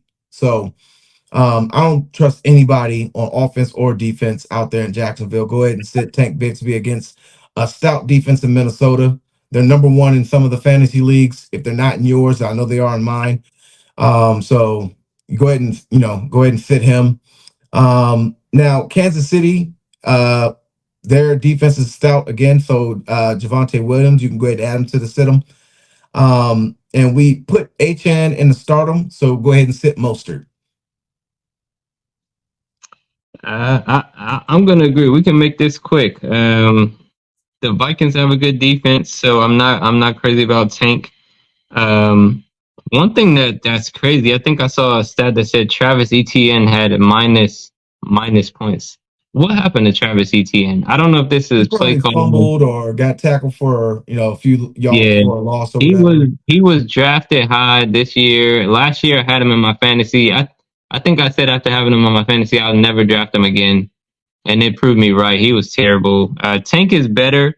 They're giving him the ball, but I don't think it's enough to start him this week. Javante versus the Chiefs. The Chiefs again, they just have such a good defense. I wouldn't want to be anywhere near Chris Jones. So sit Javante. Mostert versus the Rams. I think Mostert is going to get some touches, but I don't think it's enough because of Achan. So sit Yeah. Mostert. And yeah. I think we're on the same page on those. Cool. So that's just start them, sit them for the running backs. Let's go ahead and move on to the wide receivers. So the first one we have here is Brian Thomas Jr. Now, this is also a contradiction. I just said I don't trust anybody in Jacksonville. But from a fantasy standpoint, okay, this is business, all right? Garbage points, they count. So they're going to be playing, from behind most likely. So I would take a limb if you have Brian Thomas, go ahead and start him just from a garbage point standpoint. And with the passing shortage that we're having right now, this little slump that we're in this season, receivers, they're not putting up the numbers that they were putting up last year. So if you can get 10 plus points from your receivers, that's a good thing. And I think he's good for that. I think he's good for, if you're in a PPR league, five receptions, 50 yards and a touchdown. That's a solid game. So go ahead and start him. Next, we got George Pickens against the Commanders. Now, their secondary did get upgraded with Lattimore, but I don't think he's going to play. So it's going to be the same usual suspects: St. Juice, Forbes, maybe, and the guy out of Michigan. I can't remember his name. Sarah still. Sam Mikey. Still, yeah, he's going to go to the slot once Lattimore is healthy. So George Pickens and Russell Wilson, I expect them to cook. So go ahead and start them. Josh Downs against the Bills, your boy. I think Joe Flacco's still starting, so go ahead and start him. And then Darnell Mooney against the Saints. I like Darnell Mooney. He's been doing really well these past few weeks. Him and Kirk have found a chemistry, and Drake London has a hip injury. He may be hurt, so he may get more touches against a New Orleans team who's also dead in the water, and they just lost their best corner to the skin. So I definitely want to emphasize that here. And then let's see who we got. So 1, 2, 3, 4. So for the fifth one to round it off, let's go ahead and go with Calvin Ridley out in Tennessee, just like last time. Garbage points, they add up. 5 receptions, 50 yards, garbage point touchdown against the Chargers. Go ahead and start them. Who do you got, sir? All right. Let's make this easy. Brian Thomas Jr. I'm not feeling it. I like the Vikings defense. And I don't think Trevor Lawrence is good enough to be consistent. I do like Brian Thomas. I think he's a great talent. But again, Trevor Lawrence is just too inaccurate. He's not accurate enough for me to want to have any of his receivers in my stardom. Pickens versus DC. I think George Pickens has a lot of talent, and I think Russell Wilson is one of those quarterbacks that lets his receivers get the ball in their hands and show that talent. And again, anytime a receiver is playing DC with the cornerbacks that we have right now, Pickens is probably going to have 100-yard game, a touchdown, 5 to 7 catches. He's going to have a big game versus us. Pickens is a start. Josh Downs versus Buffalo. Sorry to that man. I don't know who you are. Josh Downs, you got to prove it. I know who you are, but I don't know who you are. You got to prove it. I like Joe Flacco. I said that last week, but Joe Flacco did to me what Andy Dalton did in Carolina. He had a really good first week, kind of when he wasn't starting, and then when he took over the start by the second or third week, it felt like the defenses kind of knew what to expect, and he started looking old again. So look for Joe Flacco to bounce back, but I don't know if he can do it against the Bills because the Bills do have Von Miller back. And Von Miller Mm. had a little bit of a slow game last week. I think Von Miller and the Bills are going to get after Joe Flacco this week. Um, if anything, I see Jonathan Taylor having a good game, not the receiver. So I'm actually going to sit Josh Downs this week. Okay. Did you go Khalil Shakir? No, I skipped over him. Skipped him to go Um, to Darnell Mooney. it went to Darnell Mooney. Yep. I like Darnell Mooney. Again, my fantasy is taking some hits. Drake London out, Mike Evans out. Hopefully, CeeDee Lamb is not out. But Darnell Mooney, I think, is definitely going to be the recipient of more catches this week. He's a favorite of Kirk Cousins, Hmm. and I don't quite know what it is about him. I don't know if he's shifty or what. I gotta watch his game a little bit more. But yeah, Kirk definitely finds him, gets him the ball, and he's getting stats. So I think Darnell Mooney is a start. Calvin Ridley, He's similar to Addison out in Minnesota. They kind of have like the okay, same like build. They're one of 50, speedy, those speedy slot receivers that can stretch the field. Like and it's like they have a picture little bit Deshaun more Watson, not size. Deshaun Watson, Deshaun Jackson Okay, yeah, and I would say that they're like without the 6 feet. speed. Like they're not More the speed. 5'9", 5'10" guys. Like maybe they're 6 feet, so they have a little bit more size. It seems. I think so. But like the thing is, uh, Kyle Pitts, he's more so of a wide receiver than tight end. So they have him spread out more in the I think it's the wide position. The Z is the main wide receiver. So and they put him in the and they put your boy Mooney in the slot. And yeah, and Kirk he's going to find a slot guy every time, So That's what yeah, it is. He's in the right position. yeah, Um, and yeah. then, like I Yeah. said, Calvin Ridley. I don't even know who the quarterback is for the Titans right now. I think it's Mason Rudolph. Like, I think so, yeah. uh, Like I said, again, garbage points. sorry to that man. I don't know who you are. Prove it. No, I do think you're right about the garbage points, but I don't like rooting for that if I'm picking my startums and sit them. So I'm gonna sit Ridley. Okay. Well, yeah. And I'll get us started on the sit-em. So let me go. What we got? Marvin Harrison versus Jets. Yeah. I'm not loving Marvin Harrison versus Jets. I do think the Jets defense. I do think Harrison could take advantage of the Jets defense, but I don't trust Kyler Murray. Like you said, 5'9", 5'10".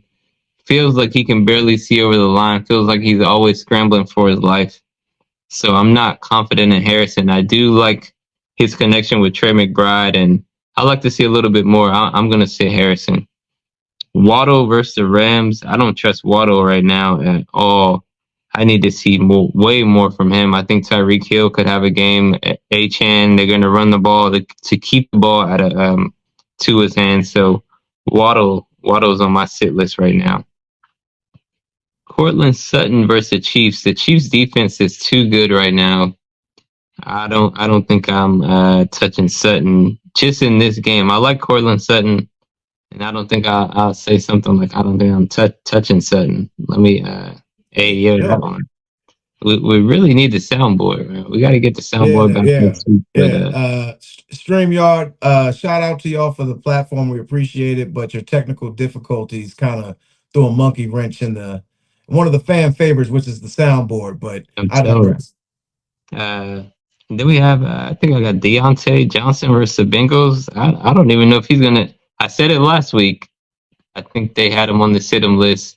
I don't know if he's going to get in. Are they going to give the ball to Derrick Henry? Are they going to give it to Zay? Is Lamar going to take over? I don't know. I don't think I need to Yeah, see more likely. You something got from Andrew still Beyonce. out there. You said who? You got Andrew still out there, and likely the two tight ends. They So, got a bunch of weapons. I'm going to be curious to see how they can incorporate them into the offense. yep. So I think he can be a dangerous weapon, but I need to see how he fits in. Um, and then lastly, is that Worthy versus the Broncos? Yeah, Xavier Worthy. Nope, I don't like it. I like Mahomes, but Mahomes has a new target, D Hop. Worthy, Yep. I'm sitting you. I'm not touching him at all. Pause. Yeah, I concur with all of them. The Marvin Harrison. I mean, he's going to be going up against Sauce Gardner.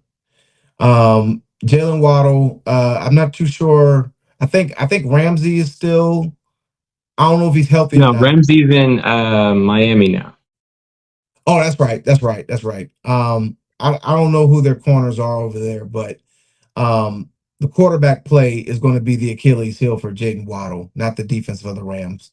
And then Cortland Sutton, like I'm in agreement with you that the Chiefs defense is they're still one of the best. It's a championship caliber defense.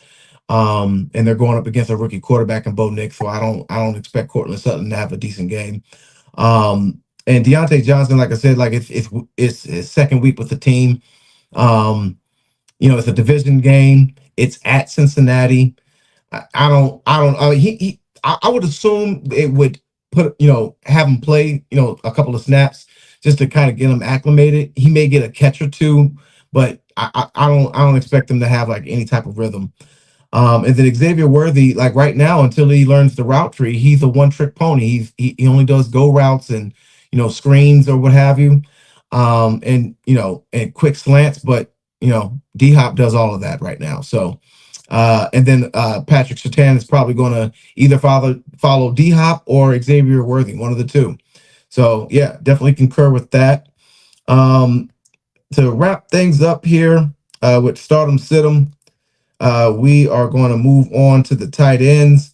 But again, if you are not following the Brody Sports Talk, you need to be following us on Instagram and YouTube. Okay, like and please subscribe. The bottom right hand corner, you'll see that button to click on YouTube. And then, obviously type in Brody Sports Talk and look for our symbol on Instagram and go ahead and follow. We definitely appreciate that. But moving on here with the tight ends for the stardom list here, I'll go ahead and kick it off, Wiggs. What we're going to be looking at for the stardom side, Cade Otton. He's basically the number one target right now in Tampa until they're able to bring some health with Evans and see if anyone else can step up. They're going up against the 49ers, but I mean, it is what it is, man. I mean, he's their best target, so they're going to be giving him targets. He might target him like 12 times and only get like 6 or 7 catches or whatever, but he's definitely going to be their number one target. So what we're going to be moving on next to here, we got Evan Ingram. Again, garbage points. This is something that's going to, the tight ends really aren't doing well this year, to be quite honest. So this is going to be hit or miss. I think this is just going to be based off of analytics as far as the top ranked tight ends that are available. So go ahead and start them against the Minnesota Vikings. It is what it is. Just mentioned him a little earlier, Mark Anderson against the Bengals. It's a division game, so like I said, anything can happen. Mark Andrews, I like him. TJ Hawkinson, now he's coming off a pretty bad knee injury, so I think this is his first game, but he's going against the Jaguars, who are recycled baby shit. So you ain't got to worry about that. So go ahead and start him. Dalton Kincaid, he's been kind of quiet ever since Coleman and Cooper have been taking some of the touches, but the Colts, I don't know, man. They're one of those pretender teams right now. They don't know what they're going to do at quarterback. It sounds like Anthony Richardson might be on his way out, and Flacco's a year older, so I don't know. I'll go with Dalton Kincaid as far as starting, and then lastly, Hunter Henry. Like we said earlier, he is the only receiving target out there worth a damn. So go ahead and start him for the garbage points against the Bears. Who you got, sir? So man, I am so disappointed at myself for not picking Cade Otton in my parlay last week. So I'm going with him this week versus the 49ers with no Mike Evans, with no Chris Godwin. Baker has to throw it to somebody, and Cade Otton is the best option that they have. He's tall. He's a big tight end. He's fast. He can make a play. He can catch. There's I can tell that their chemistry is not there yet, but he's so talented. you got to start him right now, and he's the main option. So you got to start K. Dotton. Um, Evan Ingram versus the Vikings. Like, yeah, Trevor Lawrence and Evan Ingram. It reminds me a little bit of Kyle Pitts in Atlanta before Kirk Cousins got there. It's like, why is Evan Ingram not? Why doesn't he have 60 to 80 yards every week? He's Yeah, that good. He's that talented.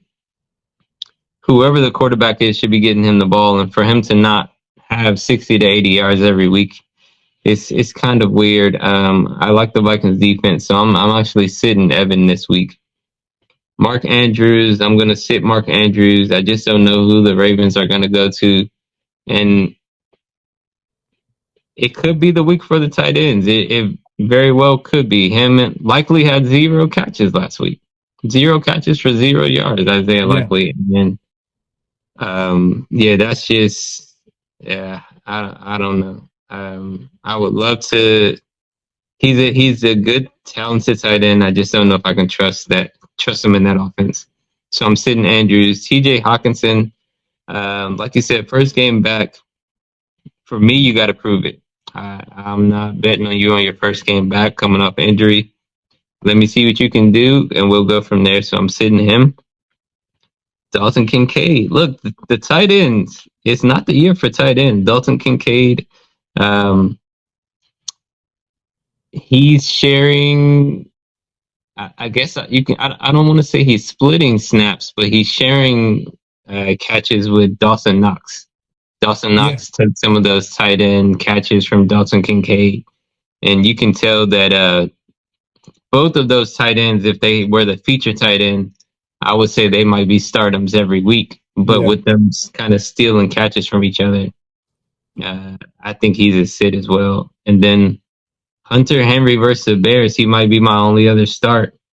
I like Hunter. I think Drake May, as long as Drake May doesn't get hurt, I think he's going to find him and get him the ball. So Hunter and Otten are my only stardoms for the tight ends this week. Okay. Like a lot of these stardoms, I like these are garbage points, starts.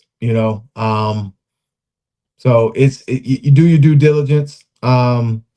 If you guys again have any questions on your stardom situms, make sure you follow Brody Sports Talk on Instagram and YouTube. Leave your comments, leave your suggestions. We'll try to get back to you. But Hey, hit me up in the DMs on Instagram. No homo. If yeah, you got any slide in the questions, DMs. yeah, slide Slide in in the the DMs, DMs. man. We respond. So if you got questions, comment on a post. If you see a parlay that you like, ask us about it. We respond. So Yeah. So to wrap things up here for the tight ends for Sidham, I got Sam Laporta. Go ahead and sit him. The reason why for him is he's had a stagnated year already. They're more the Lions out there. The Detroit Lions are more run heavy. It looks like this year with that two-headed monster they got with Gibbs and Montgomery. And then when they do pass, it's either the Amon-Ra, St. Brown, or Williams. So unfortunately, he's the odd man out. So go ahead and sit him. Cole Komet, I'm still waiting for a breakout game for him. He may have it against the Patriots, but until then, I'm not trusting him. Go ahead and sit him. Uh, the I might mess this guy's name up. Pat Fairmoth, Fryermuth, Fairmoth, Fryermuth. Fryermuth. Yep, Yeah, for the Pittsburgh Steelers. yep. Sit him. Only because so far, despite the Skins defense being, the bottom of the barrel, I can't think of any tight ends that had a good game against them. So outside of Andrews, when we played the Ravens, but that's Lamar Jackson, and we got Andrews on the sit-em. I mean on the start this week, so Mhm. that's justified.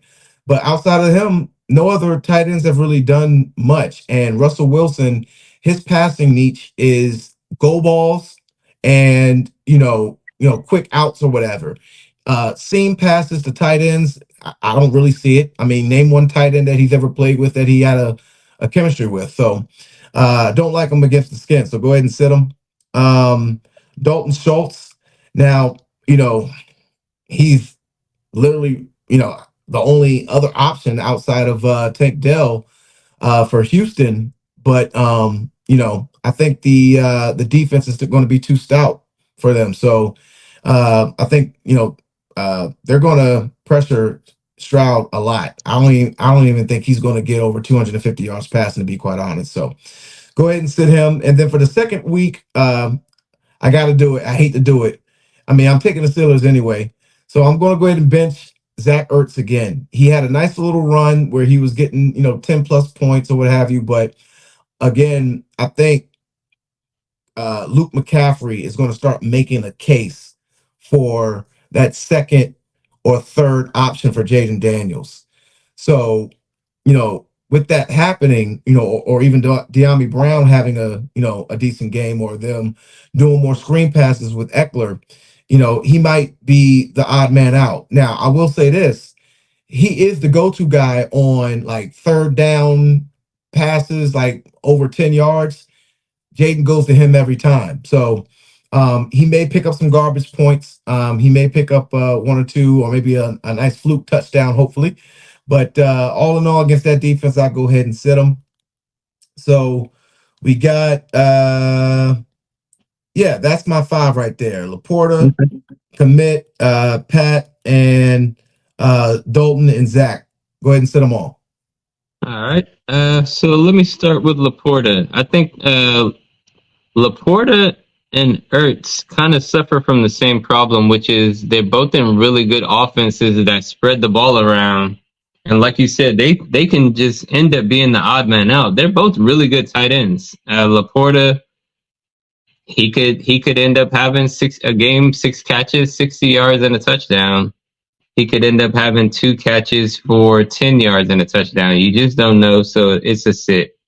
Cole Kmet, my thing, I said it last week, Caleb spreads the ball around. You never know which receiver. Last week it was Adunze. The week before it was Kmet. Is it going to be Kmet this week? Is it going to be Keenan Allen? Is it going to be DJ Moore? You just don't know. So sit Kmet. Pat Fryermuth versus the Commanders. Yeah, I don't think Fryermuth to me is the type of tight end that I want to start at all. I don't think I'm really even looking his way. He's not that fast in my opinion, so he's going to be really a catch. He's going to be more of a possession. Yeah, I'm with you. We're still here. We're still here, bro. Looks like we lost him. But that is basically going to be our stardom situm here. This is the trial runs here, so we got to go through. We got to go through it. We're doing this on our phone, so sometimes they don't last as long here. But just to wrap up the stardom situm, we'll get Wiggs back on in a little bit, just so he can give his 2 cents. But that's pretty much going to be your stardom situm right there, y'all. Again, go ahead, and if you're not, please go ahead and follow us on Brodie Sports Talk on Instagram and YouTube. Like and subscribe. Click on that bottom right hand corner on YouTube, and subscribe to the channel to get all your notifications for fantasy sports talk, your parlay betting, and also just all of your updates on the football season here. But we're gonna go ahead and give Wiggs an opportunity to get his phone charged again, and we'll be right back here with the Brodie Sports Talk Show.